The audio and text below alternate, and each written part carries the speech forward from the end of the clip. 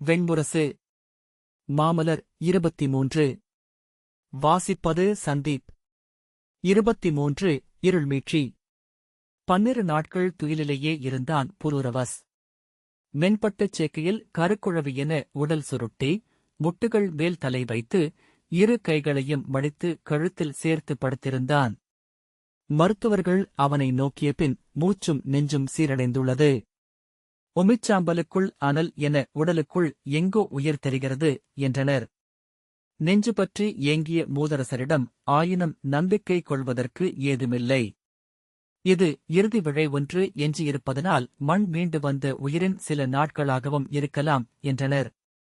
அவர் நற்செய்தி சொல்லுங்கள் மருத்துவர்களே என கைப்பற்றி ஏங்கினார்.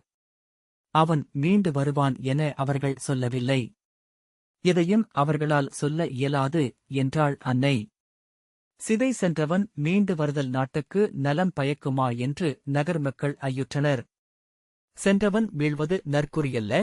வாய்க்கரசி இடப்பட்டவனுக்கு அருகே இருளுலகத்தின் 12 தெய்வங்கள் வந்து சூழ்ந்து கொள்கின்றன. அழுகைகளையும் அமங்கலப் பொருட்களையும் கண்டு அவை உளமகிழ்கின்றன. காண்பவர் உள்ளங்களுக்குள் துயரின் அறவுணர்வின் இங்கிதத்தின் சுவர்களை மீறிச் சென்று அமர்ந்து மெல்லிய உவகை ஒன்றை அவை ஊதி எழுப்புகின்றன. பாடையில் படுத்திருப்பவனைச் சூழ்ந்திருக்கும் துயரையே அணுகி நின்றோர் காண்பர்.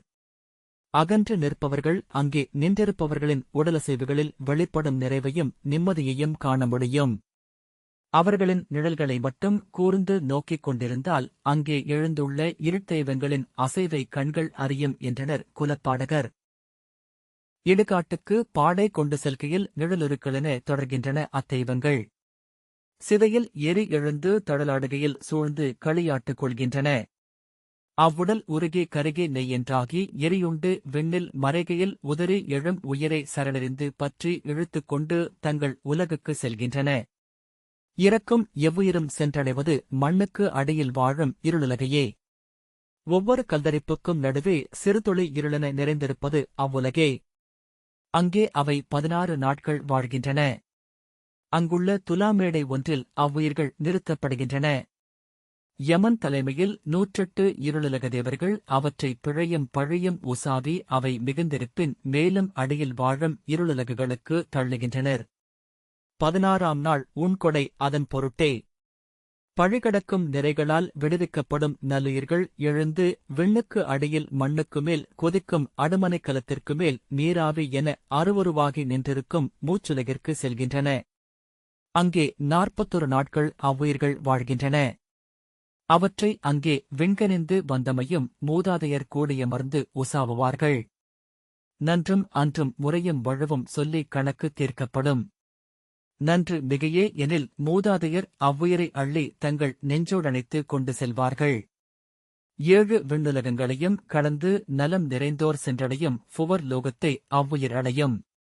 அங்கு தவம் முழுத்ததென்றால் தேவருலகடையும். 41ஆம் நாள் நீர்க்கொடை அதனால்தான். இங்கு விட்டுச் சென்ற விழைவுகள் அவற்றை இழுக்குமென்றால் விண் சென்ற நீராவி குளிர்ந்து சொட்டுவது போல் மூச்சுலகிலிருந்தே மண்ணுதிர்ந்து மீண்டும் கருபுகுந்து உருவெடுத்து மண் திகழும் அவ்வுயிர்கள்.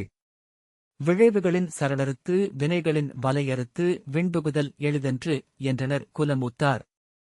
சிதை சென்ற அரசன் மீண்டு வருகையில் ஆழுலகத்து தெய்வங்கள் அவனுடனே நகர் புகுந்துவிட்டிருக்கின்றன போலும் என்றனர் மூதன்னையர்.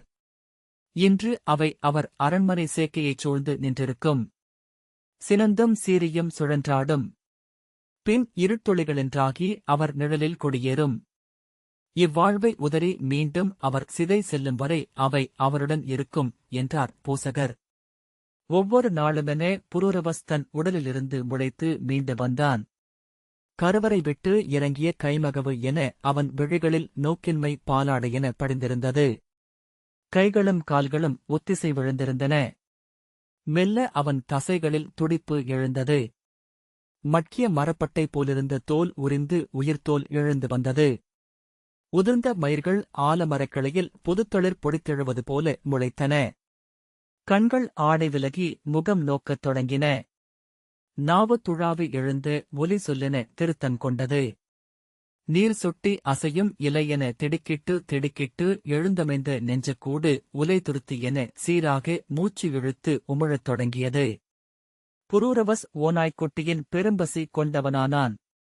நாழிகைக்கொருமுறை படுக்கையை கையால் தட்டி உணவு உணவு என்று அவன் கூவினான்.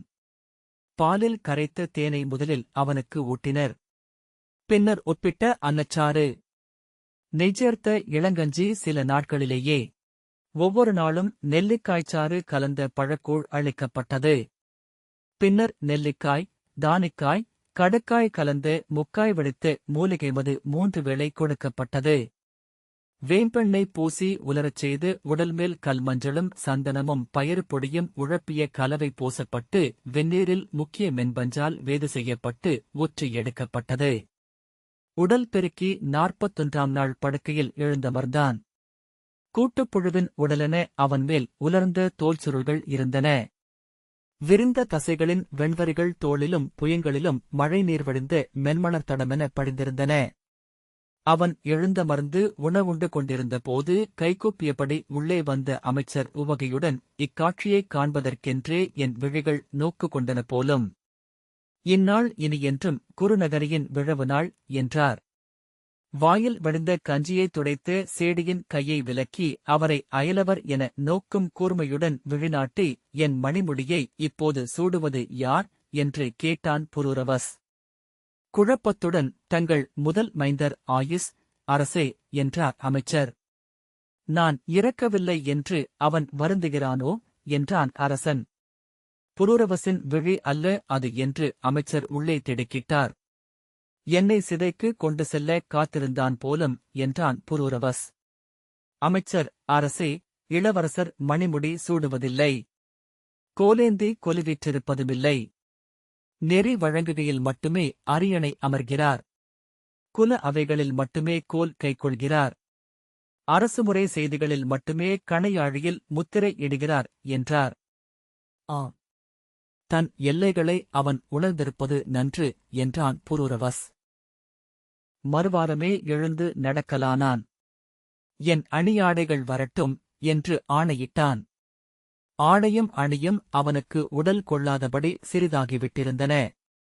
அனைத்தையும் புதிதாக சமைக்கும் பொருட்டு அணிக்கலைஞர்களுக்கும் பொற்கொல்லர்களுக்கும் ஆணையிட்டான். புதிய தோற்றத்தில் முடிசூடி கோலேந்தி வெண்குடை எழ அவன் அவை மீண்ட அன்று கொடிகளும் குலமூத்தாரும் பெருவணிகரும் படைவீரர்களும் ஒருங்கே பேருவகை கொண்டனர். எழுந்து நின்று கைகளை உயர்த்தி, சந்திரகுலத்து முதல் மன்னன் வாழ்க, பேரறத்தான் வாழ்க, பெருங்கருணையோன் வாழ்க, இறந்து மீண்ட இறையருளோன் வாழ்க என்று அவர்கள் குரலெழுப்பிய போது அது அவர்களின் உயிர் விசை கொண்டிருந்தது.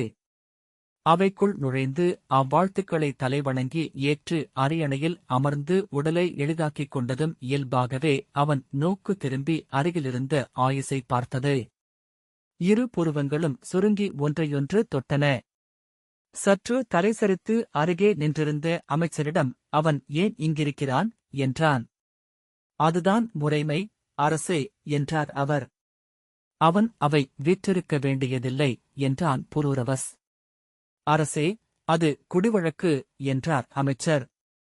அதை நான் மாற்றுகிறேன். அரியணைச் சுவை அறிந்த ஒருவன் இவ்வவையில் இருக்கலாகாது. இக்கணமே அவனை நம் எல்லைக்கனுப்புக. அங்குள்ள தொல்குடிகளை ஒருங்கு திரட்டி அங்கே காவலரன் ஒன்றை அவன் அமைக்கட்டும் என்றான். அமைச்சரின் முகம் மாறியது. ஆனால் விழிகள் எதையும் காட்டாது நிலைத்திருந்தன. அவ்வாறே என்று தலைவணங்கி திரும்பிச் சென்றார். முதல் அரசாணையாக தன் கணையாழியை அந்த ஓலையிலேயே அவன் பதித்தான். அவ்வோலையை அவையில் அமைச்சர் படித்தபோது முற்றிலும் அறியாத இருட்பேருருவம் ஒன்று முன்னெழுந்தது போல் அவையினர் திகைத்து ஒருவரையொருவர் நோக்கி விழிசலிக்க அமர்ந்திருந்தனர். அவை முழுக்க எழுந்த கலை ஓசையைக் கேட்டு புரூரவஸ் கை தூக்கினான். நன்று, நாம் அடுத்த அவை செயல்களுக்கு செல்வோம் என்று ஆணையிட்டான். ஆயுஸ் எழுந்து தந்தையை வணங்கி வெளியேறினான். அன்று உச்சிப்பொழுது வரை அரசன் தன் அவையில் அமர்ந்திருந்தான். முன்னாட்களில் ஆயுஸ் இட்ட அனைத்து ஆணைகளையும் அவன் நிறுத்தி வைத்தான். அனைத்து முடிவுகளையும் மாற்றி அமைத்தான். எழுந்து செல்கையில் அமைச்சரிடம், அமைச்சரே, இனி நான் அறியாது ஏதும் இங்கு நிகழக்கூடாது. இதுவரை நிகழ்ந்த பிழைகளேதும் இனி எழலாகாது. சிறு பிழைக்கும் என் தண்டம் வலிதென இவர்களுக்கு உரையுங்கள் என்ற பின் நடந்து அவை விலகிச் சென்றான். அமைச்சர் ஆணை என உரைத்து தலைவணங்கி நின்றார். குழப்பச் சொற்களுடன் அவை கலைந்து சென்றது.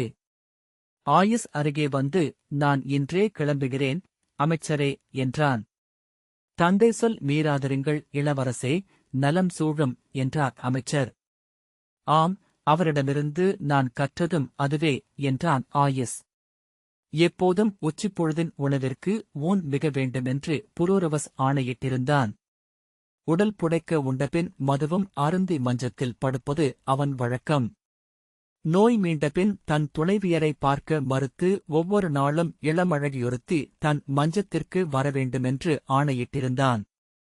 அவன் துணைவியர் நாளும் அவன் அரைவாயில் வரை வந்து அவன் முகம் காண வேண்டுமென கோரி நுழைவு மறுக்கப்பட்டு விழிநீருடன் மீண்டு சென்றனர்.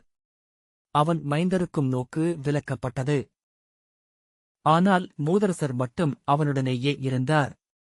உடல் தேறி அவன் எழுந்த நாட்களில் மூதரசர் ஒவ்வொரு நாளும் புலரி விழிப்பு கொண்டு உடனேயே ஒரு காவலன் தோள் பற்றி வந்து துயின்று கொண்டிருக்கும் அவன் காலடியில் அமரும் வழக்கம் கொண்டிருந்தார். அவனுக்கு சேடியர் உணவொட்டுகையில் நோக்கியிருப்பார்.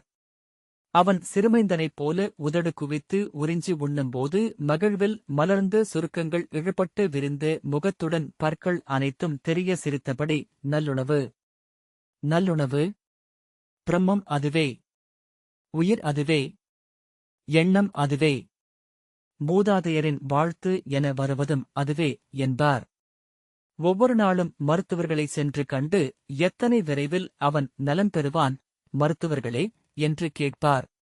மூதரசே, அவர் நலம் பெறுவதே ஒரு மருத்துவ விந்தை. நுரை எழுவது போல அவர் உடல் எழுகிறது. இதற்கு மேல் ஒன்றை மானுட உடலில் எதிர்பார்ப்பதே அரிது என்றனர் அவர்கள். ஆயினும் நட்ட விதையை ஒவ்வொரு நாளும் தோண்டிப் பார்க்கும் இளங்குழந்தை போலிருந்தார். அவர் துணைவியே அவரை நகையாடினாள். நேற்று உண்ட உணவிற்கு 2 மடங்கு இன்று உண்கிறான். நீங்களோ கலத்தில் எஞ்சிய உணவை பார்த்து சினம் கொள்கிறீர்கள். சேடியர்கள் பின்னரைகளில் உங்களை எண்ணி நகை கூட்டுகிறார்கள் என்றாள். அவர்களுக்கு தெரியாது தந்தையின் அனல், அவர் சினந்து சொன்னார். பின்னர் மனைவியின் மெல்லிய கரங்களை விரல்களுக்குள் எடுத்துக்கொண்டு அவன் உணவுண்ணும்போது இளங்குழவியாக நம் மடியிலமர்ந்து இட்டும் தொட்டும் கவ்வியம் துழன்றும் அமுது கொண்ட காட்சி என் நினைவிலெழுகிறது. நீ நினைவு கூர்கிறாயா என்றார். இல்லை என்று அவள் சிரித்தபடி சொன்னாள். உன் நெஞ்சில் கனிவு வற்றிவிட்டது. முதுமகளாகிவிட்டாய் என்றார். முதுமகளுக்குரிய மிகை நாணத்துடன் உங்களுக்கு மட்டும் இளமை திரும்புகிறதோ என்றாள் அவள். ஆம், எனக்கு இப்போதுதான் ஒரு மைந்தன் பிறந்திருக்கிறான். இளந்தந்தை என்றே உணர்கிறேன். முன்னாளில் இவன் என் மனிதவழ்ந்தபோது அத்தனை எண்ணங்களுக்கு அடியிலும் இவன் நினைவு இருந்து கொண்டே இருக்கும். எது ஓயும்போதும் ஒளிர்விழிகளும் நகைமுகமும் பட்டக்கைகளும் எழுந்து வரும். இப்போதும் அவ்வாறே உணர்கிறேன். எண்ணித் துயில்கிறேன். எண்ணியபடி விழிக்கிறேன் என்றார். நிலை கொள்ளாது தன் அறைக்குள் சுற்றியபடி, என்னால் இங்கிருக்க முடியவில்லை. நான் மீண்டும் என் மைந்தனின் அறைக்கே செல்கிறேன் என்றார். உங்களுக்கு பித்தென்று சொல்கிறார்கள். அதை மீள மீள நிறுவ வேண்டாம் என்றாள் அன்னை. ஆம், பித்துதான். அதை நான் இல்லை என்றே சொல்லவில்லை. ஏழூர் மன்றில் நின்று கூவுவேன் நான் பித்தன் என்று. பிள்ளைப்பித்து போல் பெரும்பித்து பிறிதில்லை என்றார் அவர். பிள்ளை முதியவனாகிவிட்டான், விழி பார்க்கிறதா என்றாள். அவர், பார்த்தேன். அவன் முதுமை குறைந்து வருகிறது. நீ அதை பார்த்தாயா என்றார்.